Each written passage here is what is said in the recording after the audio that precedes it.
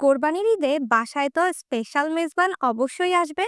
আর এইসব স্পেশাল মেজবানদের জন্য যদি একটা স্পেশাল মেজবানি মাংস রান্না করা হয়, তাহলে সবার মুখে মুখে কিন্তু আপনার রান্নার স্বাদ লেগে থাকবে এবং সবাই বলবে, "ও পর্দা বিশ্বাস করেন ইবাই বাংলাদেশের সেরা মেজবান।" আর হ্যাঁ, রেসিপিটি কিন্তু ঘরে থাকা মসলাই করেছি, তাই মসলা খুঁজতে বেশি কষ্ট হবে না, খুব সহজে তৈরি করতে পারবেন। হ্যালো কোরআনের ভাই ও বোনেরা, আজকে তোমাদের জন্য চট্টগ্রামের ঐতিহ্যবাহী মেজবানি রেসিপি নিয়ে হাজির হয়ে গেলাম। আজকে আমি একেবারে সিক্রেট মশলায় চট্টগ্রামের অথেন্টিক মেজবানি মাংস তোমাদের তৈরি করে দেখাবো।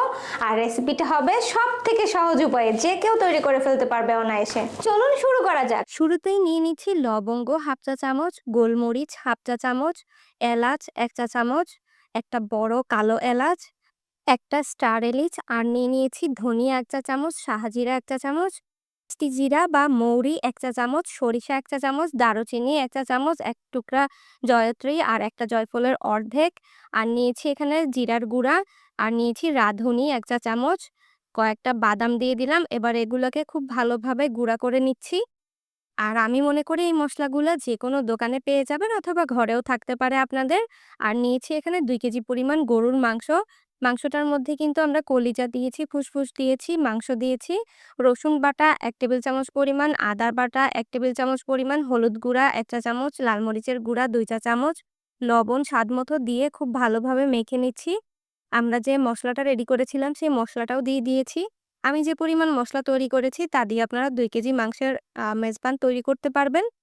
এরপর নিয়ে নিলাম সরিষার তেল। অবশ্যই মেজবান রান্না করার জন্য সরিষার তেলটা ব্যবহার করার চেষ্টা করবেন। এরপর দিয়ে দিচ্ছি পেঁয়াজ কুচি ১ কাপ পরিমাণ আর কিছু আস্ত গরম মসলা। যে মসলাগুলো আগে গুঁড়া করেছি ওখান থেকেই আমি এরকম হাফ চা চামচ করে দারুচিনি, এলাচ, লবঙ্গ, কালো গোলমরিচ এগুলো নিয়ে নিয়েছি। এবার এটা ভাজা হয়ে গেলে পেঁয়াজটা ব্রাউন কালার হয়ে গেলে মাংসটা দিয়ে দিব।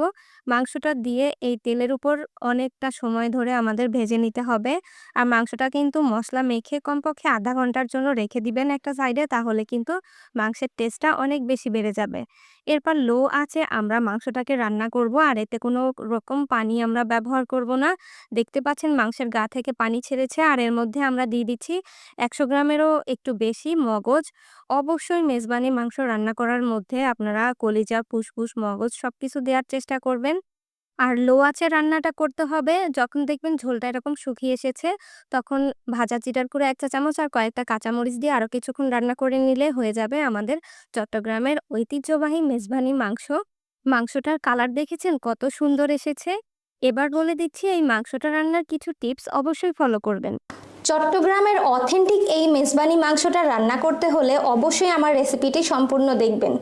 আর এই মাংসটা রান্না করার জন্য চেষ্টা করবেন হাড় চর্বিযুক্ত মাংস নিতে এবং এর সঙ্গে মগজ, কলিজা, ফুসফুস সব কিছুই নেবেন। কারণ চট্টগ্রামের অথেন্টিক যে মেজবানি মাংসটা আছে সেটা অনেক মানুষের জন্য একসঙ্গে রান্না করা হয়।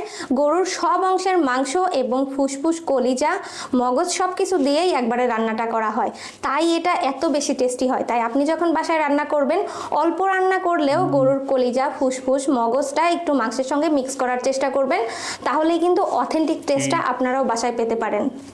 আর হ্যাঁ, আমি যে মসলাগুলো দিয়েছি অবশ্যই সব মসলাগুলো দেওয়ার ব্যবস্থা করবেন। না হলে কিন্তু অরিজিনাল টেস্টটা পাওয়া যাবে না। বিশ্বাস করেন বড়দা, ইবাই বাংলাদেশের সেরা মেজবান। অবশ্যই এবার ঈদে ট্রাই করবেন। আমার হাতের গরুর মাংসের এই মেজবানি রেসিপিটি যদি আপনাদের ভালো লেগে থাকে তাহলে অবশ্যই লাইক, কমেন্ট, শেয়ার করতে ভুলবেন না।